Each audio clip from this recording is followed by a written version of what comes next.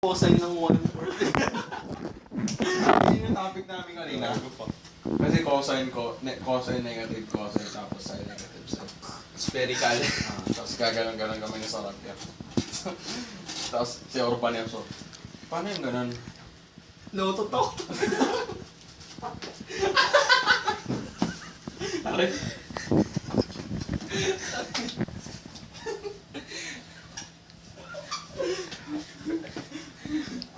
Idol ko si Soklam ulit. Idol ko si Soklam. Hindi niya kami imagine na drawing niya rin.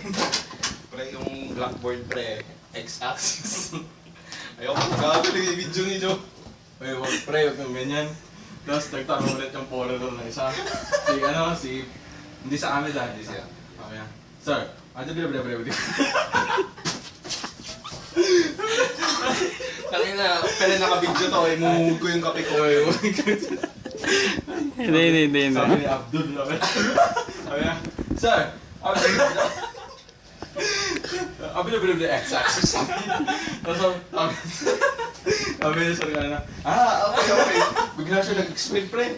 Buti naintindihan niya. Okay, the x-axis is the angle perpendicular to the spherical. Gagano'n siya. Did you get it? Tapos sabi ni Abdul, bile. Hindi ko ano kung nag-gets niya. Gago, hindi pre, promise mo mag-English, Abdul. Sir, I got a question. Bile.